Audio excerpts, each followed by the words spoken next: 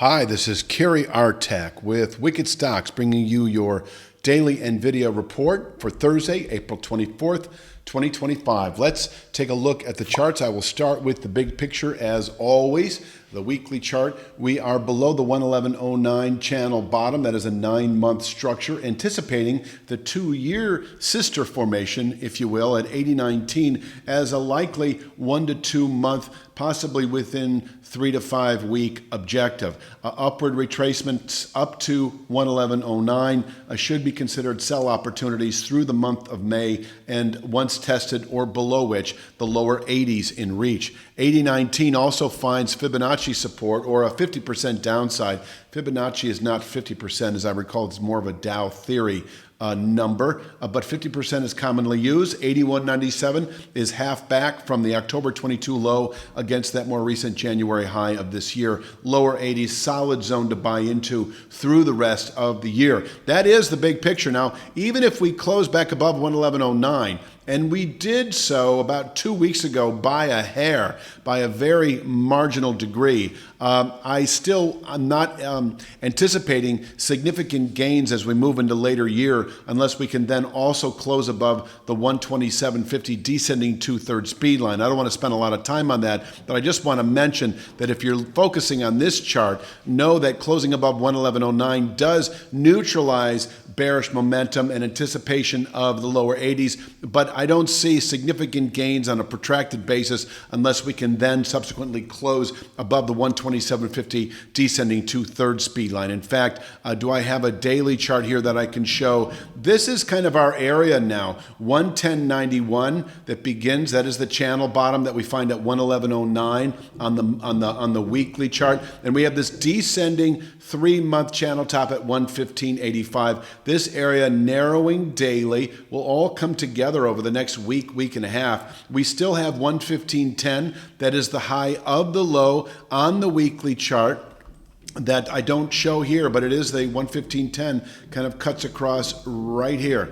And so this is a real big zone between 110.91 and 115.85 that, if tested again over the next, say, week of activity, can absorb buying through the month of May, and we can fall away from here. And the last thing I'm going to say about this chart is, even if we do close above 115.85, I think that indicates a good low into later May, through the month of May perhaps, and within 2 to 3 weeks we should push into what is now 126.55. But this is the area that also may play spoiler on a buy signal that's obvious above 115.85. We could rally here within a week or two and fall away again for a full month or longer. I'm not confident for meaningful bullish continuation into later year unless we can close above that 126.55 descending 2/3 speed line, the same speed line on the weekly chart all week long at 127.50. So that covers kind of the big picture. Let's jump to, excuse me, we have 110.91, of course. That is the channel formation on the daily chart. And we also have 100.58. That is a descending 1.5 week channel bottom that we gapped below on Monday and gapped back above on Wednesday.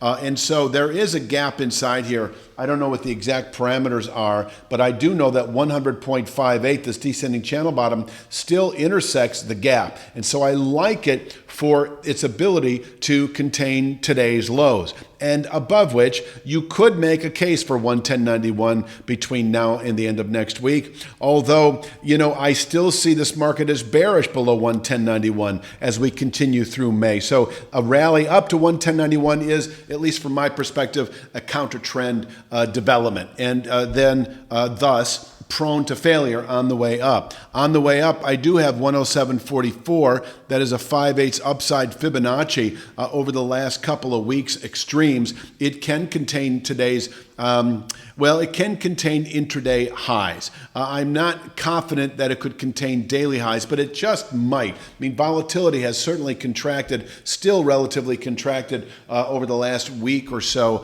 So 107.44 is a very sellable level, especially if you happen to have gotten long early in the day at 100.58. We could make our way up to 107.44 potentially by the closing bell. And inside that, I've got 102.02, nothing more than Wednesday's low, I've got 104.80, nothing more than Wednesday's high. 106.96, I believe, which precedes 107.44, is that high of that gap that occurred about a week and a half ago. So let me just finish this chart by saying that if we close today above 107.44, then yes, this 110.91, 115.85 narrowing zone of meaningful resistance in reach then on Friday, where we could top out through the entire month of May and fall away again into the lower 80s. Oops, sorry about that. Into the lower 80s. Within a month or two of testing the 110, 115 handle, we can fall into the lower 80s. Let's go back to the downside here today and just sort of cover this 100.58 level. It can contain session weakness. I'm going to say that holding above it maintains a stable dynamic short term. Short term for me is 3 to 5 days. So as we continue through the rest of the week and into early next, holding above 100.58 maintains kind of a stable dynamic that allows 110.91 between now and the end of next week. But if we close below 100.58, that would first and foremost be consistent with our overall objective of the lower 80s in the coming weeks. On the way down today, where do I have it here? There it is. Yeah, I don't see 90.69 today. 94.31 is the low settlement price. We came close to testing that on Monday. I'm trying to see if I have a better visual representation. There we are. 94.31 is the low settlement price from about 2 weeks ago.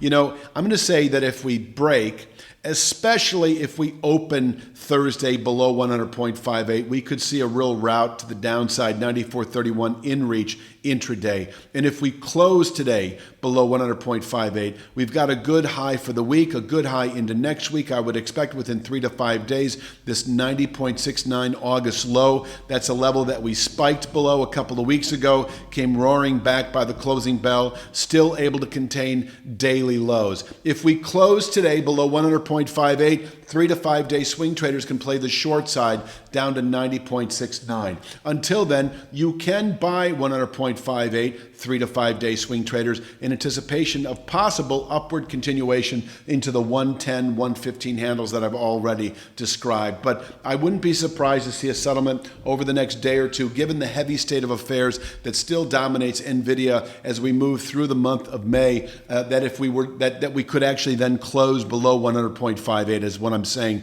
Don't be surprised to see a settlement back below 100.58 before the week is out, and that would then set up 90.69 by the end of next week, and we still have the lower 80s as a longer-term objective. And longer-term, 3 to 5 weeks. Longer-term is a very kind of it's got a different meanings for different people. If you're a day trader, long term is 3 to 5 days. You know, if you're more of a swing trader that trades 3 to 5 weeks positions, long term might mean 3 to 5 months and beyond. So you have to be careful with the terminology. But holding below 111.09, still expecting 80.19 over the next month or two, and I think that pretty much summarizes. Let me mention to you that this week we put out a stock pick on Robinhood.